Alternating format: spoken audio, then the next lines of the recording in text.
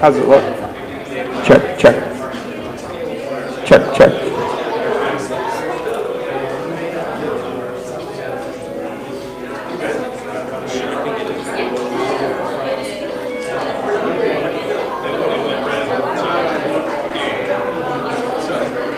Can you get me in the picture?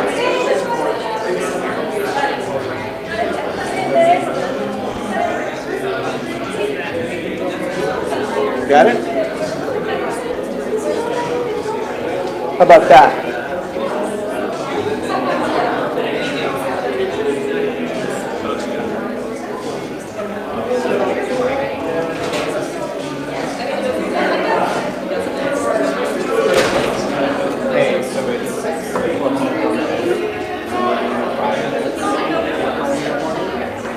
And then the other thing I would do is like encourage people to like sit at a table. Yeah.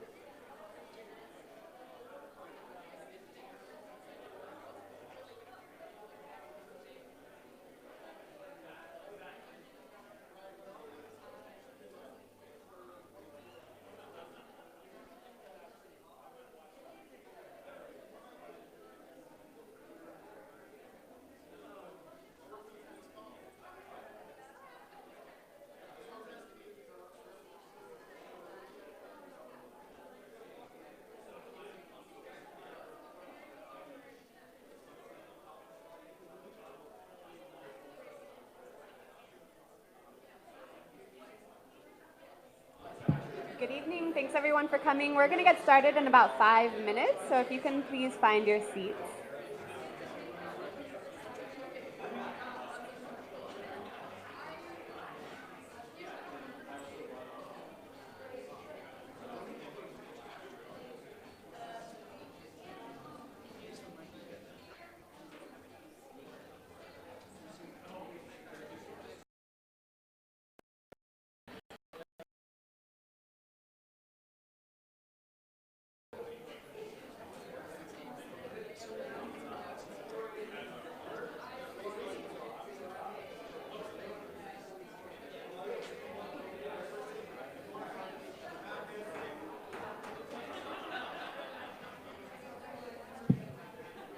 We're going to get started in about 5 minutes, so please take your seats.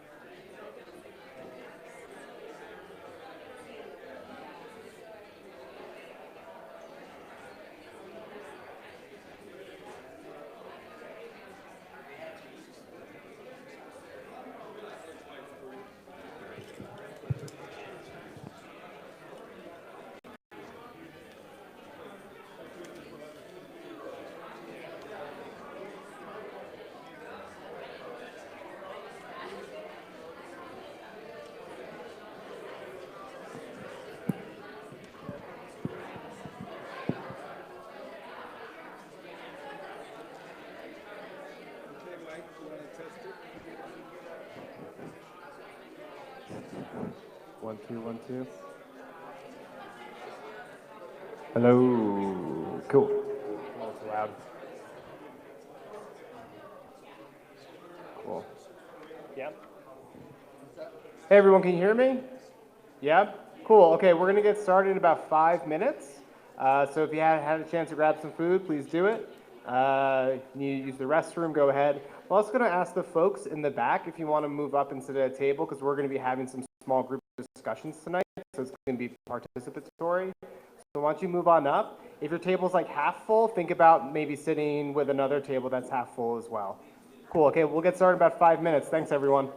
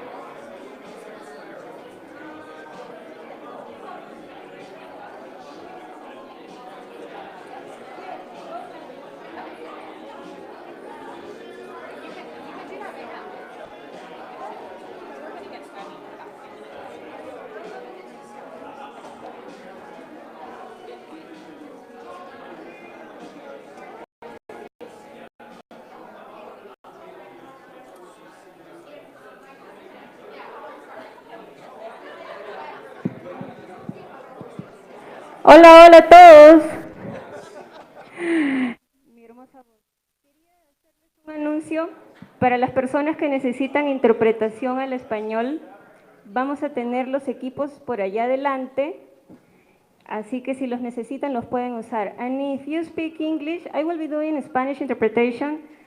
And if you are a English speaking person and want to practice your Spanish listening skills, the equipment is in the front for you to use. Thank you.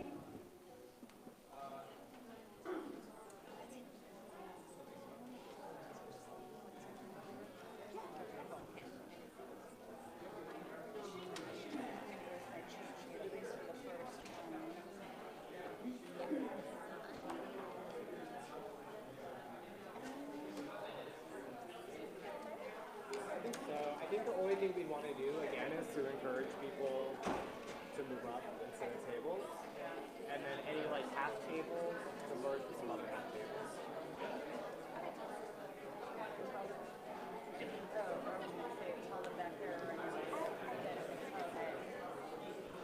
Hi, good evening. We're going to get started in just a few minutes. I welcome those who are sitting in the back to find tables.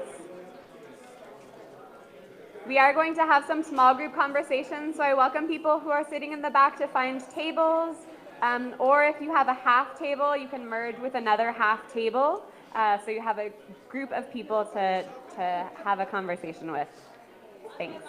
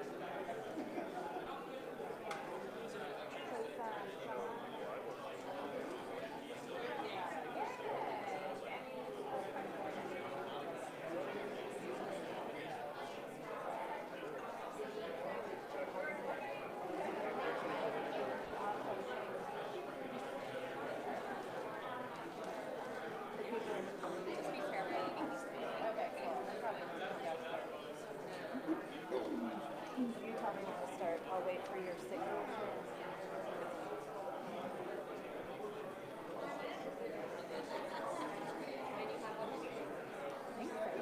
I'm gonna go grab some.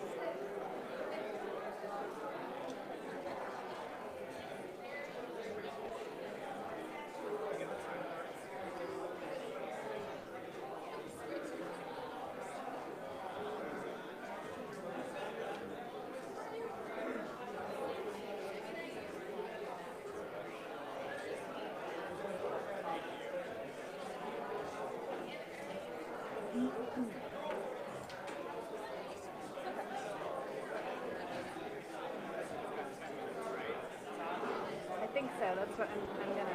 Is it? Hey, Meredith. Meredith.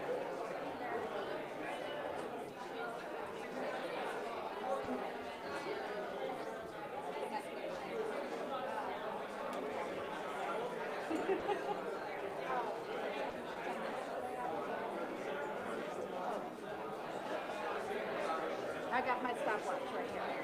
I'm gonna cut myself off. Should I start?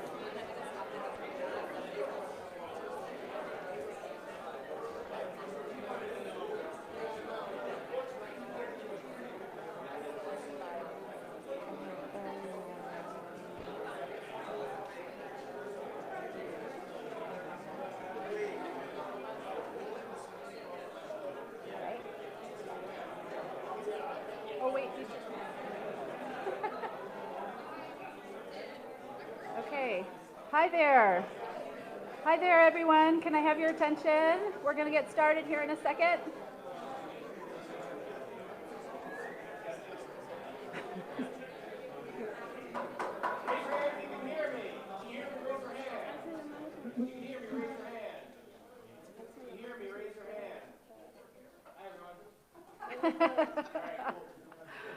Awesome. Thanks, Mike. What a great technique. Hi, everyone. Welcome. Thank you all for being here. It's such an exciting thing for us to see such a full room of people are here to talk about this topic. My name is Melissa Davis. I'm a Longmont resident of 3 years. Oops, that good? Better? Okay, sorry. Ooh, all right, great. Can everyone hear me now? Okay, great. So my name's Melissa Davis. I'm a Longmont resident for the past 3 years. Really love this place. I have 2 kids who go to Blue Mountain Elementary. They're here in the audience. Can they raise their hands? Where are they? Back there somewhere. There they are. Sage and Avon, they go to Blue Mountain Elementary.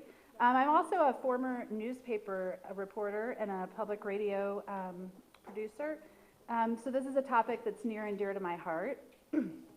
I'm also on the executive committee of the Colorado Media Project, which is one of these groups hosting. And I'm a vice president for the Informed Communities at the Gates Family Foundation, which is a Denver-based foundation that's been operating in Colorado for over 70 years. So thank you all for welcoming all of us here today. I want to say thank you to the Longmont Museum. Justin Veach and team have been so gracious to host us here, so thank you to everyone and all of his crew for hosting us. A huge thank you to the community sponsors that have partnered with us. They're all here, all their logos are across the bottom, but Community Foundation Boulder County, Mea Culpa Productions, KGNU, Longmont Observer, who's doing the taping and the live streaming of this event, so thank you. Boulder County SUMA, and the Med Lab, which is the Media Enterprise Design Lab at CU Boulder. We also have some elected officials I just wanted to recognize for my formal days of doing this. We have City Council person Polly Christensen. So thank you for joining us. We had 2 others, Tim Waters and Marcia Martin. There's Tim, thank you. And Marcia also registered, and if she's not here yet, she said she might pop in and out of the place next door. So thank you guys for being here. Also Silviana, back here for Spanish language interpreting, and all of our Spanish speakers, thank you for being here as well. And of course, to all of you, thanks for being here and for being interested and engaged in the topic. So just for the quick housekeeping, the flow of the evening, I'm going to be sharing a few facts and figures and statistics from the Colorado Media Project, which has been looking at the state of local news in our state for about the past 1.5 years. Then I'm going to hand it over to Free Press, and after they're going to share with you a little bit about their work.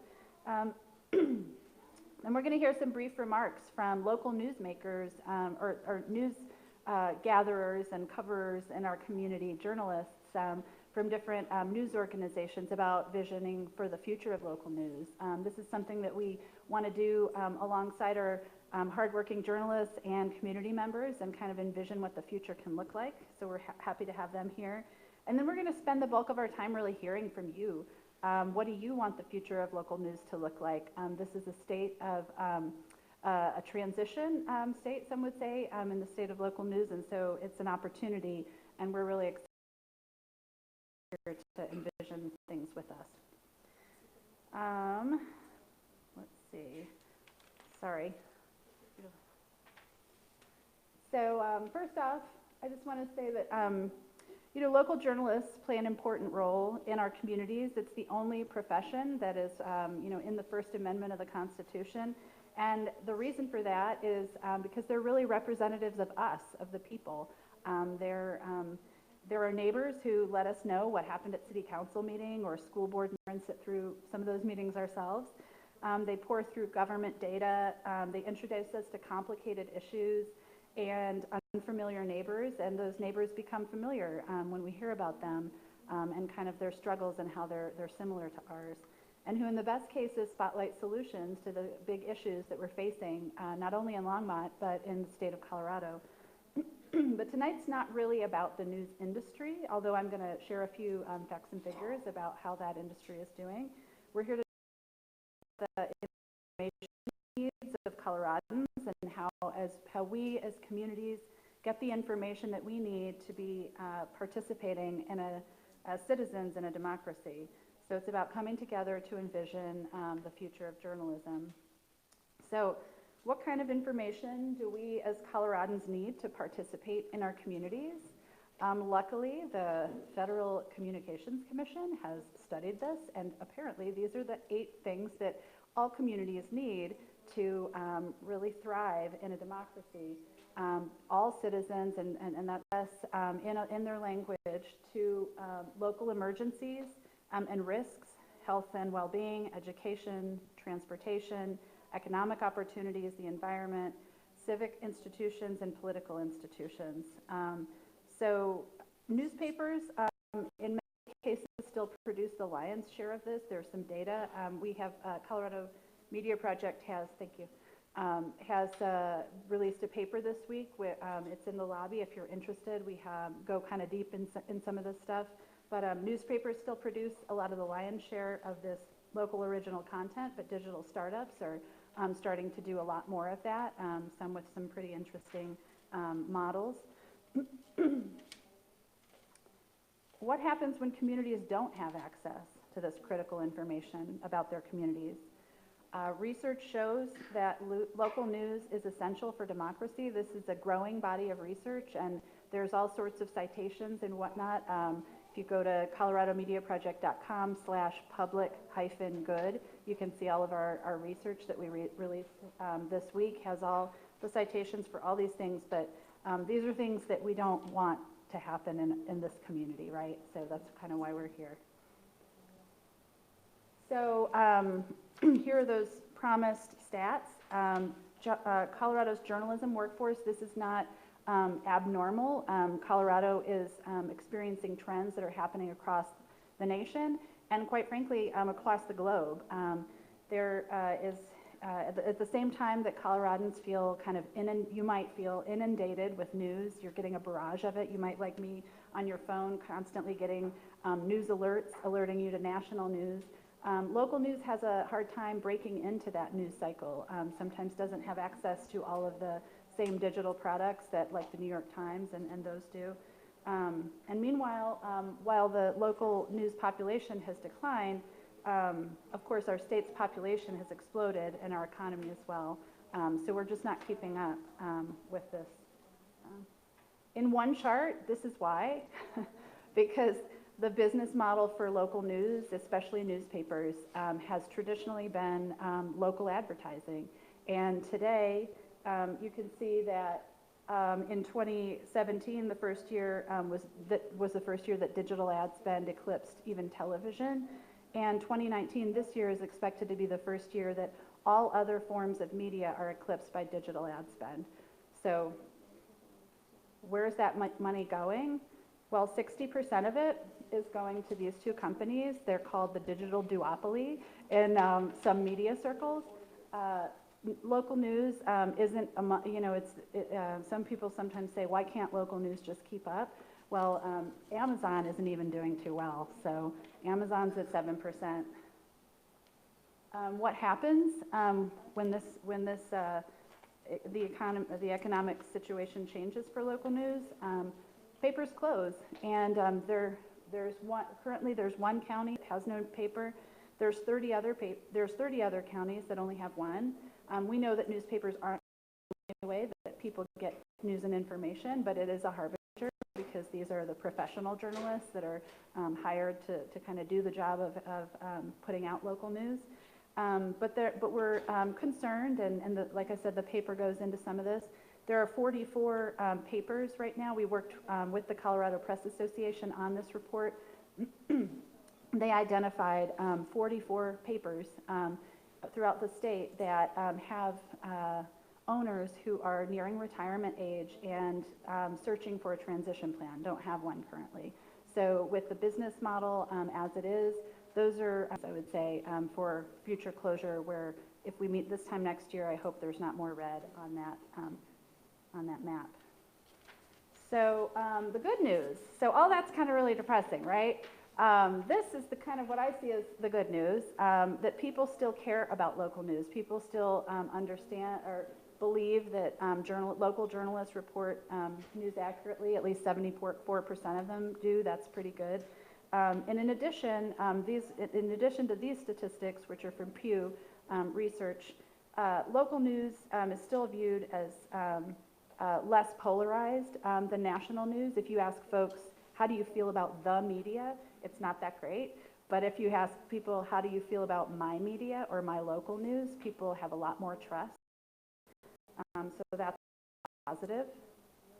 A little bit about the Colorado Media Project. What we're trying to do statewide is lead conversations like this, where we're helping newsrooms build capacity to create new revenue streams to change their business models.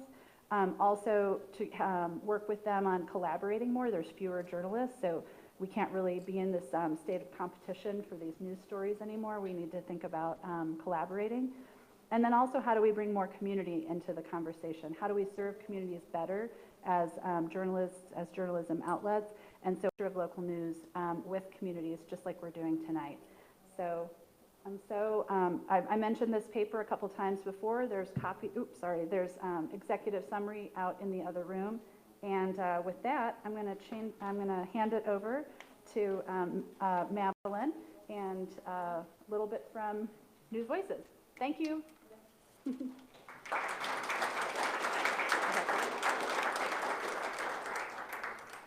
Great, thank you, Melissa.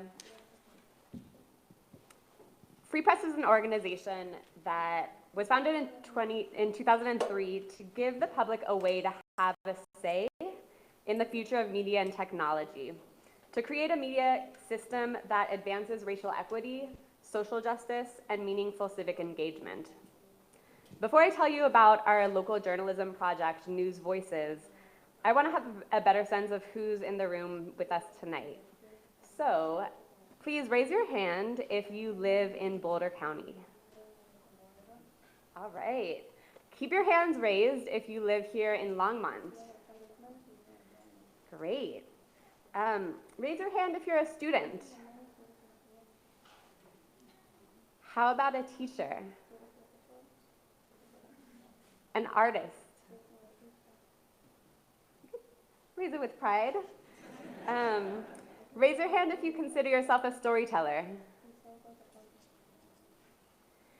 And raise your hand if you create or distribute information in your daily life. Nearly everyone here. So really all of us, no matter what role we play in our communities, have a stake in the local news and information that is for us and about us. And that's really why we invited you here tonight. So Free Press launched the News Voices program in 2015 to bring the public into conversation about the future of local news. Melissa just shared all of the ways that the business model of local news is crumbling.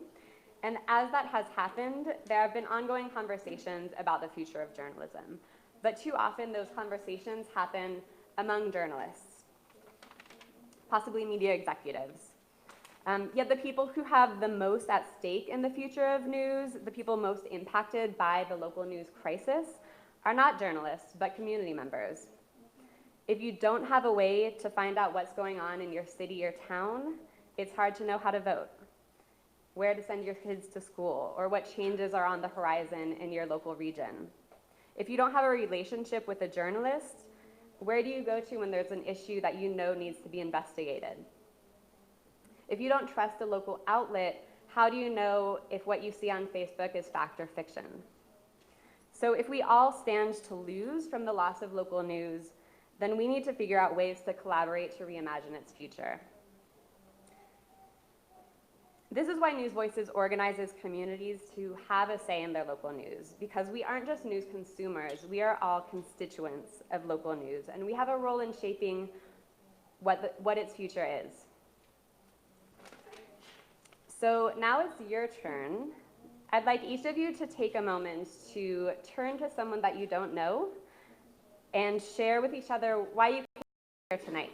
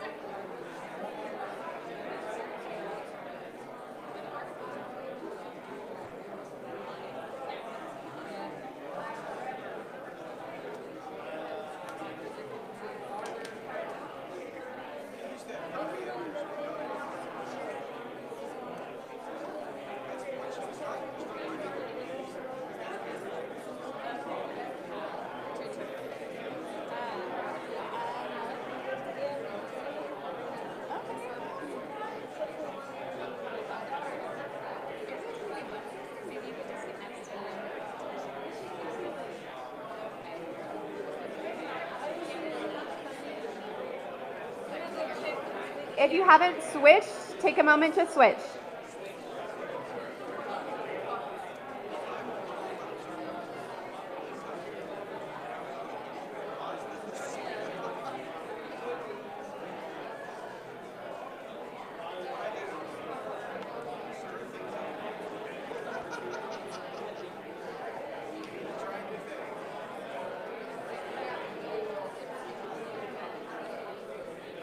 All right, look up if you can hear me. Raise your hand if you can hear me.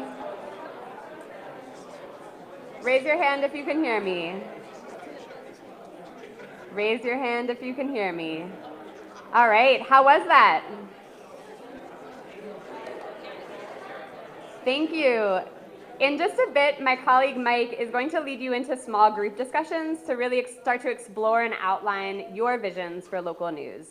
But first, we've invited a few local journalists who think every day about the role that they and their work plays in providing local news and information to their communities.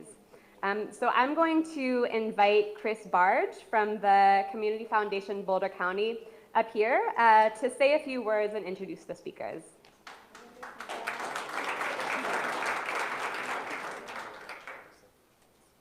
Thanks, Madeline, and welcome. Welcome, everybody. You know, I remember the first newspaper job I got as a reporter in Boulder County. The year was 2000. It was in the newsroom of the Daily Camera in Boulder. And Thad Keyes, our managing editor at the time, had his rules posted on the glass behind his office door. And some of the rules were, the Times call is the enemy. The the Denver Post is the enemy. The Rocky Mountain News is the enemy. I went on to write for the Rocky Mountain News. It doesn't exist anymore. And now the same owners are in control of the Denver Post, the Daily Camera, and the Longmont Times Call. So I don't think those rules still stand. There's a lot about the rules that were then that are just no longer now, and only 19 years has passed, and you saw some statistics. We are privileged tonight. I get to introduce three local newsmakers. Even despite, when you saw that map of Colorado and you saw the encroaching news desert, you also saw that Boulder County and Arapahoe County, randomly, are the ones with 8 newspaper outlets. That's the most in the state. And so we're not, if we think times have changed here in our local news environment, the story is even a bigger crisis around the state and around the country. One of the things we do at the Community Foundation where I work now is I edit this Trends Report, which is a 100-page glossy magazine. Shay Castle was a reporter and writer on this, and we've just put out our biennial report. I was just going to share that, you know, there's not an issue covered by this Community Indicators report that isn't fodder for our local news and reporters and for our citizenry to get familiar with. I want to share just 5 top trends, and hopefully as residents of Boulder County you'll resonate with some of these. When we look at the last 15 years and we see that the average home price has more than doubled in every single one of our communities, we look at all of the cascading consequences that has in terms of our demographics. There are people who can no longer afford to live here, and one way I look at it is that our current demographics don't match current pricing. And so over the next decade, what's going to happen due to those the housing crisis that we're in? When I look at education and the public education, which is actually better supported financially here in Boulder County than a lot of other places in the state that have gone to a 4-day week, we still look at the disparities that exist between populations. Kids from low-income families, kids who are minorities, they are not doing any better here in our county than their peers across the state. So we are, and we are here in this county, some of the most educated and on average wealthiest families. Why can't we do better for the students that really depend on school to be a game changer for them in their trajectory? A few more trends that we track is that there is a lack of openness to minorities and immigrants in this county. That is the perception of our survey that goes out, and we ask peeps, is our community open to? The top subgroup as far as our openness consistently over 10 years has been GLBT community. The perception out there is that our community is most accepting to LGBTQ. But then in rank order, as you get down to the bottom, we're the least open to minorities and immigrants. And we see other anecdotal examples. There's been headlines about an altercation on the CU campus. There was a story about Zaid Atkinson near Naropa that support this. Other trends is the number 3.5. That's the number of jobs that has been added over the last decade for every one new housing unit that has been built in Boulder County. And so if you've lived here over the last decade, you may have noticed that traffic has picked up. That's because we also know from census data and commuting inflow patterns that 4 out of 5 Boulder County adults who work in Boulder County. It's just that they don't live and work in the same town. We have most of our traffic patterns coming from the L towns into Boulder in the morning and out. I drove from Boulder at 5 o'clock today and experienced more traffic than I would have 10 years ago. And then lots to report on with Health and Human Services. It's one of our thickest chapters, but just like across the country, there was a time when smoking had a bad reputation. There was a lot of norming around that, but the fact is that local high schoolers, almost half of them have vaped. And so vaping is, smoking in different packaging. And we're dealing with a generation now that has a different view about that. So I just mentioned each of these highlights to say we've got pressing community issues. And when you look at the fact that our local news landscape is smaller in size as far as the reporters and editors out there, it's time for us to ask the question, what does the future of local news look like, and what would we like to see in our future? So stepping up now to talk about the future and the vision of local news from each of their perspectives. I'm going to introduce all three, and then I'm going to step out of the way. But we are privileged tonight to hear from John Valenkamp. He's got more than 30 years as a reporter, editor, and columnist, and was just telling me 24 of those years have been right here in Longmont. He's the managing editor of the Longmont Times-Call and Loveland Reporter Herald. He enjoys family game nights, annual 14er hikes, and pickup basketball when his knees agree to it. And I'm just going to go ahead and introduce everybody. Macy May, right here. Hey, Macy. Editor-in-Chief of the Longmont Observer. Longmont Observer is a group of Longmont residents who all volunteer their time and work to bring you daily news that's focused on Longmont and all the various aspects of life in Longmont. Macy attended the University of Oklahoma, where she obtained a Bachelor of Arts degree in Letters with a minor in Latin. In addition to her degree, she's taken several courses in copy editing and developmental editing. She's lived in Longmont since 2014, and in her free time enjoys reading, the outdoors, and playing with her children. And finally, we'll hear from Rosanna Longo-Better, who I've had the privilege of working with closely recently. She was hired by KGNU, our local community radio station, as a bilingual equity reporter.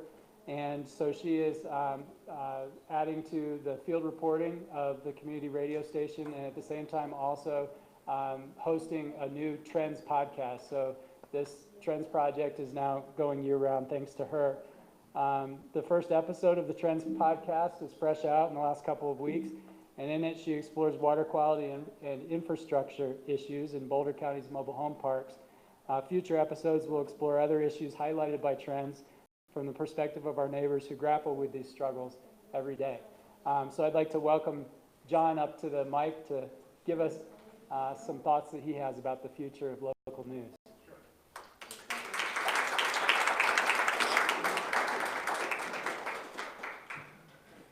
I may have to go a little off script because my script is sitting on my desk at work. But I emailed it to myself. The first thing I want to ask, since I didn't have any like interactive ideas here, but I have one now.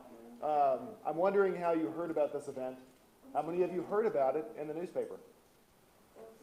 Okay, how many of you, can someone who didn't hear about it in the newspaper raise your hand and speak up about where you heard about it? Yes, in the back.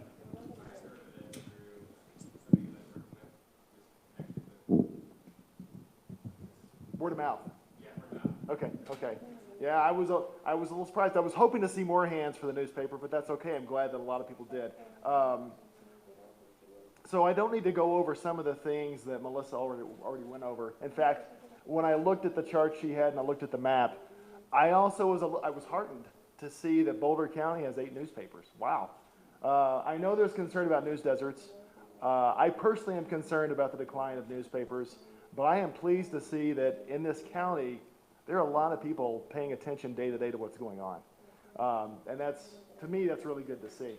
So from my perspective tonight, when I think about, when I think of this event, and this is for me personally for where I work, is what has to happen in Longmont to keep a newspaper, to keep it coming and to keep it.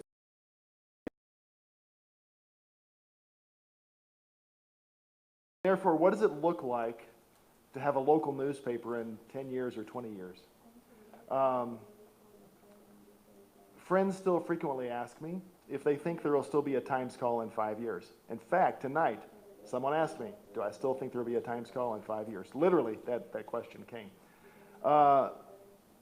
My question, in fact, they've been asking me this for about 9 or 10 years. Every time my answer is yes. So far, and my answer still is yes. And I think as long as we don't forget who we are and what our job is. I do not have a specific image of what local print, a digital edition, or other media will look like, or what the next big thing is going to be. I don't have that tonight. But I know that we need to change. We know that. And the thing is, we are changing. We've been changing for years, shifting toward digital, exploring new apps, using social media, consolidating operations, partnering with other newspapers, and we continue to adapt. But that has not changed the heart of our mission. We are here to keep our community informed, to bring clarity to uncertainty, to be consistent, accurate, and a trustworthy local voice. And if we fail to do that, it will not matter what our business model is. There are many ideas out there for how to save newspapers, how to save the media. I went online and looked at some. There are some that resonated with me, but I decided to put these in my own words, so my apologies to anyone whose words I might accidentally take here. But one of those is, we need to stop wishing for the glory days of newspapers to return. I work for a newspaper. I need to not think about that. It's not going to happen. Newsrooms know this, but I confess. The thing is, readers also need to know this, and that's hard for readers to hear too, because I like to hold a physical newspaper. I know a lot of people who do. I like the fact that it doesn't crash, or I don't have to reboot it, or I can spill something on it. And I really think we should market ourselves for the fact that you can use our product and then put it in the birdcage. You can't do that with anyone else's product. The other thing we need to remember is that we're a local marketplace and bulletin board of ideas and events. Organizations throughout this region rely on our print and online calendars to attract people to their events. And the reason they do that is that it works. Another thing we should do, I think, is to treat our core readers well. Older adults are our most loyal readers, and we should find a way to cater to them without contradicting my first idea, which is the fact that newspapers and print are just, those days are not going to come back. We should not lose sight of what business really is. We are and should be the fourth estate. We have a serious job to do in our community, and one which we should not relinquish. We should communicate with readers and build community. And this is significant. What we should have as a local media company is a relationship with our readers and with our followers and with the community at large. Another is that we should offer unique content in print and elsewhere that we publish And we should own the narrative of our community. If we will look like it and sound like it and provide an experience different from outside media. And we need to be local above all else. We should consider content partnerships. Find a way to break down traditional competitive barriers. Sometimes that's forced upon you, by the way. And we should deliver to readers what they need and what they want. We should stop talking the industry down. And of all places, not here. Yeah, you hear a lot of bad things about how bad things are for the media, and I'm not here to disagree with that. But the map reminded me that we're not in a news desert, and I'm really pleased about that. And seeing the group of people in this room reminds me of that as well. There's a lot of interest in this community in sparing and saving and being a part of seeing that local media and the local newspaper stay in business. It's important to this community. So what's my vision? It's that we remain a team of people who keep our community informed about what our city council does, what's going on in local schools, the state of public safety in our community, and one that tells our common story and shares the good and the bad. One that brings clarity to local issues and provides a venue for citizens to speak up. And that's what tonight is about. I do look forward to meeting you and hearing your thoughts. And before I forget, there's one more seat at the table I'm at, and I see a lot of people in the back, and I would really appreciate having one more person at my table. So, thank you.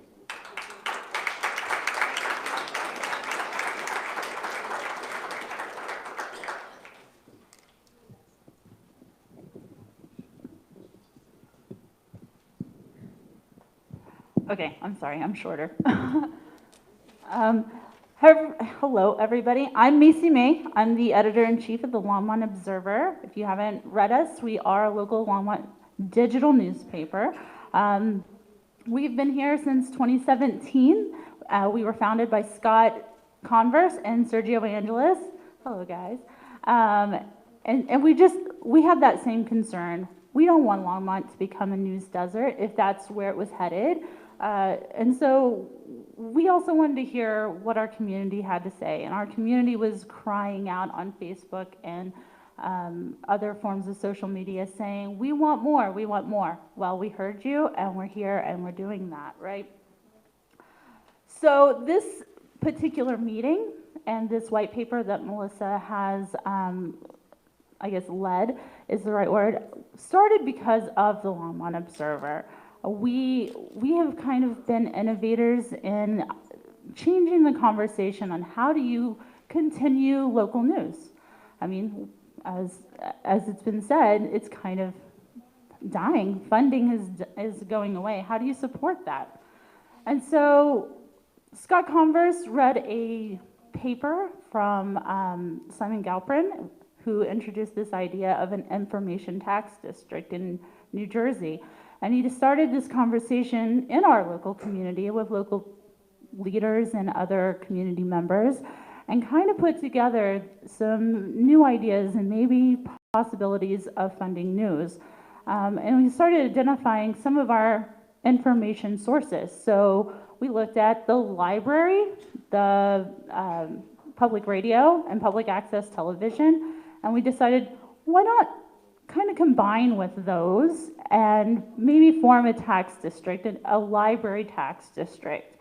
And so that conversation got started, but before we could really get out there with our message, some misinformation kind of got spread. And so the newsroom component of that kind of took a step backwards. But just so you know, the idea of a library district has gone forward. City Council has directed staff to conduct a feasibility study, and that's underway now.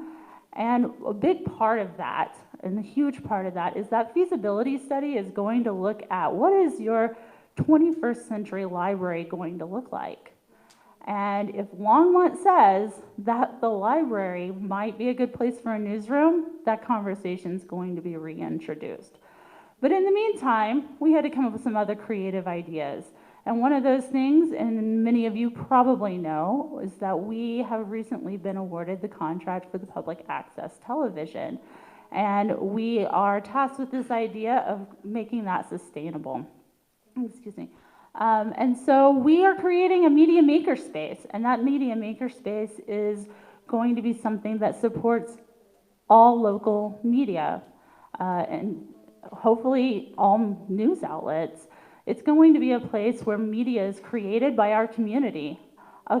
You know, if Longmont, if our community wants to really investigate something, we want to empower them to do that. Take on local issues, find a way to share your voice. If that's a documentary, if that's a news show, if that's a podcast, a television show, we are going, as the media makerspace, going to be a part of that. By the way, the media makerspace is not the Longmont Observer, and I just want to make that clarified because it will be separate, completely separate. So, just to let you know. So we are here to empower our community to help support this idea of news and media coming forward, that the community itself is going to start creating that concept, that journalism, and maybe sharing it in different ways, and being an active member is a part of that. So while this conversation is kind of national, how do you support news? How do you support journalism? Like, this idea started here. This idea started with you in Longmont, and we want to continue that. So out there in the lobby is my card, or Sergio or Scott are here. Please contact us and help us build what that media maker space is, what you want in news. That's what we're here for. We're going to start a series of community conversations about the media maker space. The first one is October 28th from 5 to 6 at Long Tucky, and we're going to hear from you what you want as your local media maker space. So thank you.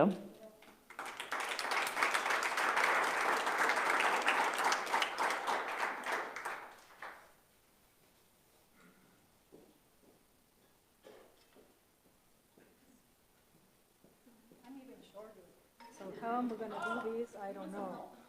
Yes. Thank you so much. Yeah, thank you, Macy. Thank you so much. Oh, I see again some friendly faces. So for those that don't know, my name is Rosana Longo. Chris, thank you so much for introducing me. Today I was debating about speaking only in Spanish or only in English or bilingual. And since I am in Longmont, and I know so many people in Longmont are Latinx, and they speak Spanish, and they live, I'm gonna say Boulder County is surrounded by us, and we are good, and we work really hard. I am going to, take advantage that Silvana is here and that she is interpreting for some people that decided to take the interpretation. I think that is extremely important. And I'm just gonna mix it between English and Spanish. And I wanna tell you that I'm doing it with respect. I have come as an immigrant to this country, and I respect the language and I respect the costumes.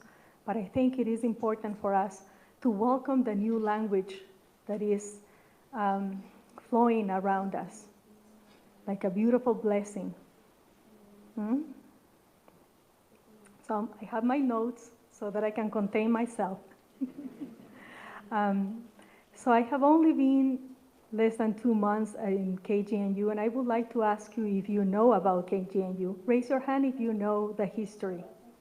Awesome, I don't need to go into that. You know that more than 40 years we have been in existence, and I'm saying we, because now I belong, and I have been belonging to KGNU for the last 3 years with consistency. Why? Because I have been producing an hour of Spanish content in a wonderful show that's called Pasa la Voz. And if you go back into it, you can see how many interviews we have done with local people speaking in Spanish and giving us,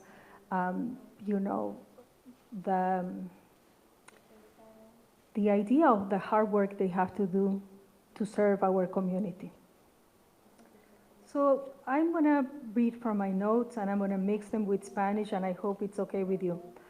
So my personal vision, and also I want to say, it's amazing to be, to be asked to talk near two amazing journalists, because I am from Ecuador and I left Ecuador a long time ago, 18 years, and I was running around writing there. But here I came to raise my kids, to be with my family. And so I really want to, I am from the community. That's who I am. So my vision for how local voices for local news should become a dream come true will be if we as community embrace an indigenous concept called la minga. La minga o la mica, como tú lo llamas, Silvana, la mica. Sí, si quieres ven a estar al lado mío.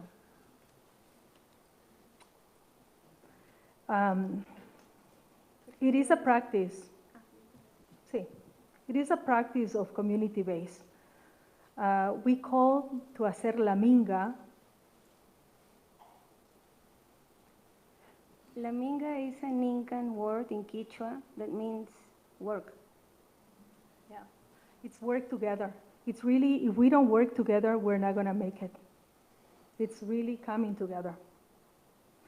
So when we need, minga normally is done when we need to clean the streams, los chaquiñanes, the creeks, and to let the waters flow.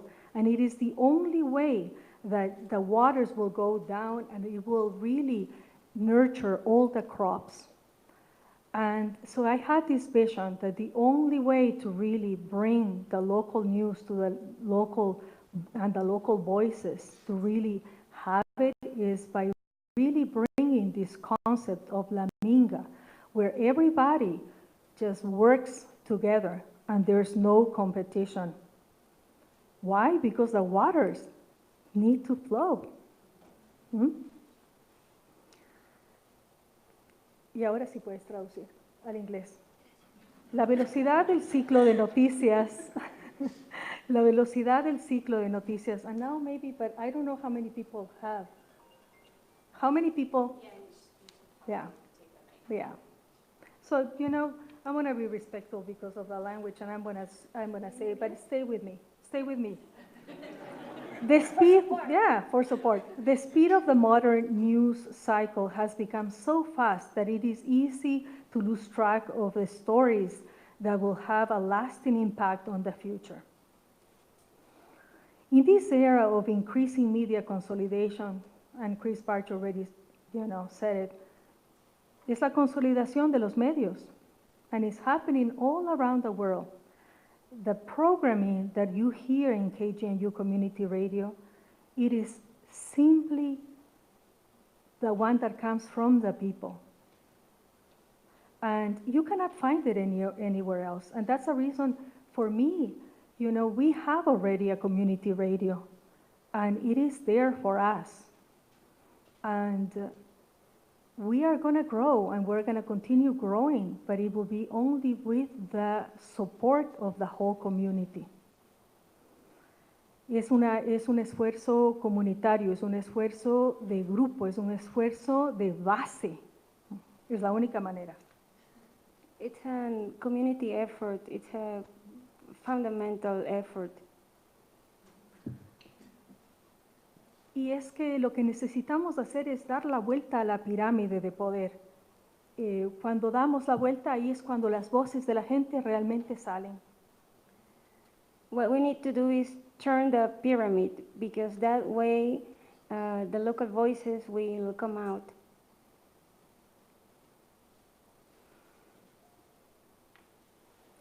And the language, el poder del español, la lengua nuestra que nos une, es muy importante. And the power of language, the language that unites us, it's very important. KGNU is independent, non-commercial, no comercial. Es un medio de comunicación comunitario en donde la gente realmente produce cosas maravillosas y lo hace de puro corazón y lo trae localmente. Por eso ya lo estamos haciendo. KGNU is a community radio station where the power of the people just thrives. We are of the community, by the community, and for the community. Y eso es quizás lo más importante. Yo pienso sinceramente que la única manera de traer estas nuevas voces es incorporar esta parte de nuestra comunidad que habla español y que se mueve en ese idioma. The only way to incorporate these local voices, Spanish-speaking voices, is bringing them into the table. So if you really think about this, about news in the United States, the numbers are sad. Minus 1% of journalists are bilingual, bicultural. And I'm opening that idea for you to know it's not only Spanish, but it's other languages. And we are here, and we are speaking other languages. So I think personally, I think it is extremely important. And the only place that I was able to find an open mind about that has been in KGNU.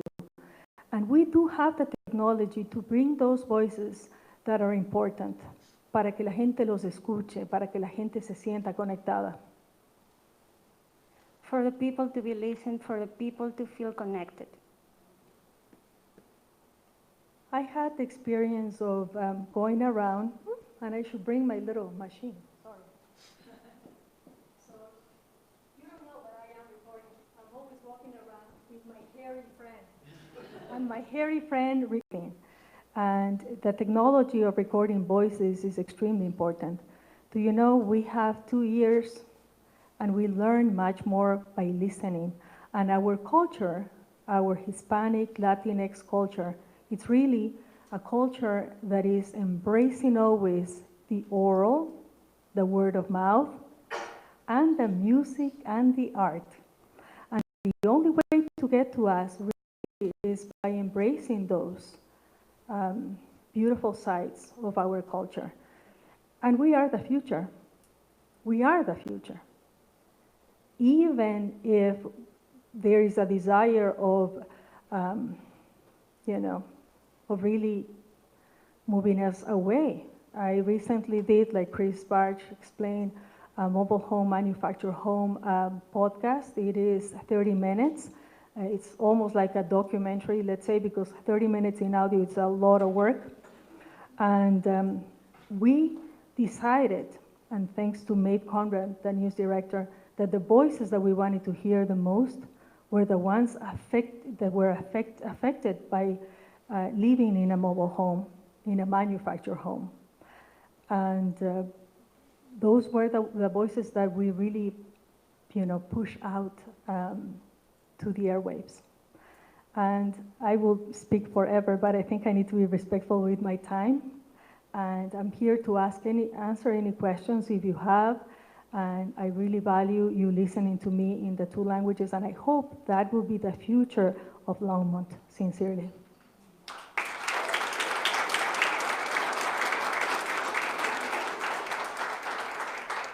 Thank you so much, John, Macy, Rosanna. Each of them and their colleagues and many other journalists are here, will be here after the program, and so please take advantage of this opportunity to connect, to learn more about how they produce journalism, to share with them your story ideas. And out there in the room, there are other ways that you can get involved to support your local news outlets. So with that, I'm going to turn it over to my colleague Mike so that we can start to hear from all of you here in the room.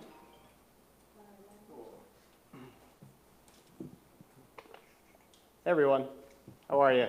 I'm gonna see if I can play talk show host and move this around a little bit. I don't like standing in front, not being able to move around. Okay, cool. Hey everyone, like Madeline mentioned, my name's Mike. I'm part of the News Voices project here at Free Press, And what we're about to do is break out into small group conversations. This is the best part of any of these events, and we appreciate you listening to all the different perspectives here, but now we want to hear from you. And so really quick, I'm just going to run down a little bit how that conversation is going to go.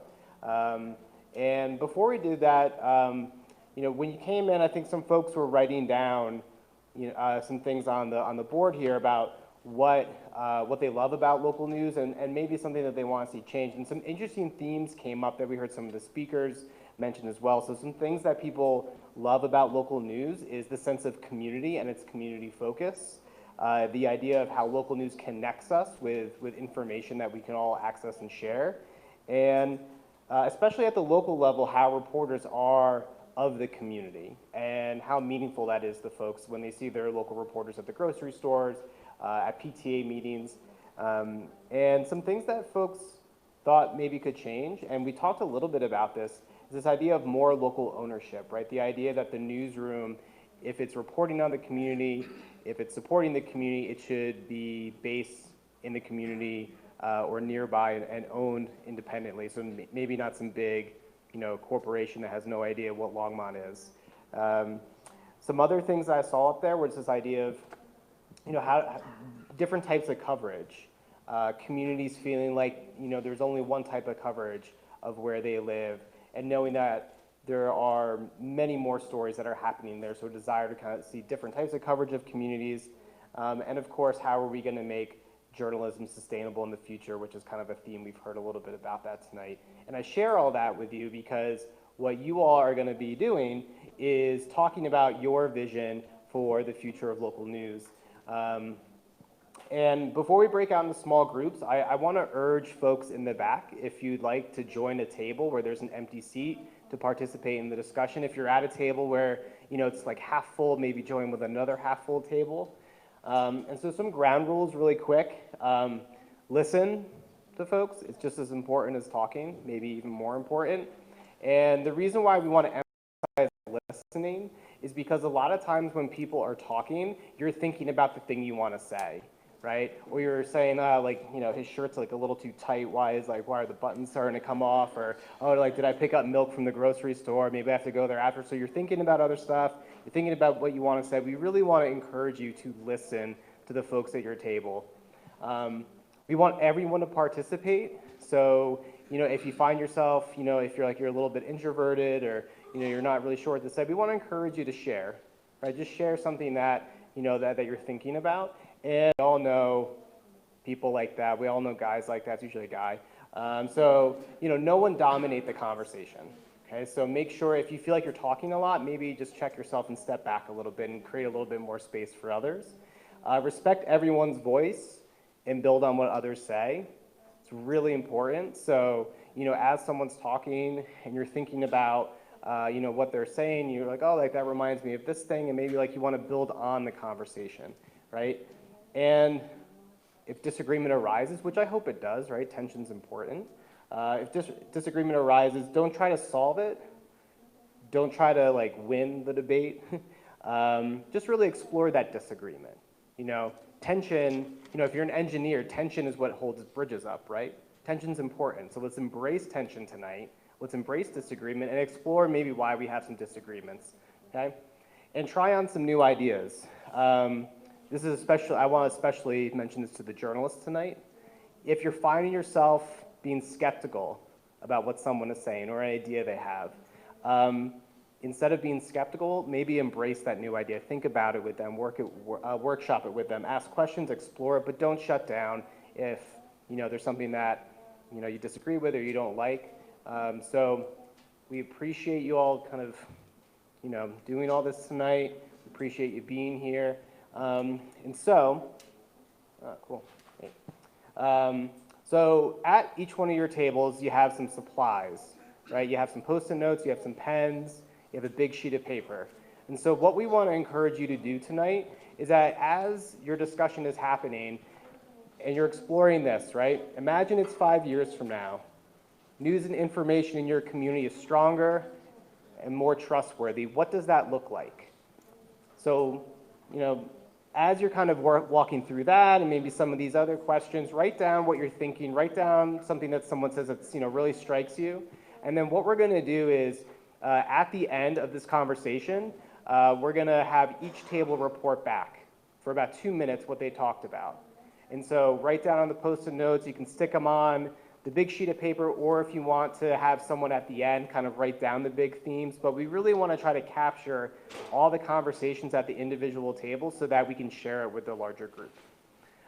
Before we break out really quick, facilitators in the room, can you raise your hand? Cool. It doesn't look like there's 2 facilitators at any table. Okay. So we have some facilitators at the table to kind of help guide the conversation. We encourage you as facilitators to be the ones to report back, but you don't have to if you're not comfortable. If someone else really feels strongly or you want someone else, if they made a really good point, you can report back. For tables that don't have facilitators, I trust you. You can do it. Yeah, if you don't have a facilitator at your table, maybe Nancy can join you. Cool. So, really quick, everyone. I know you're tired of me talking. Just really one thing really quickly. We're going to talk for about 25 to 30 minutes, but we'll give you a heads up about halfway through and right before we wrap up so you can think about your report back. Okay, great. All right, thanks.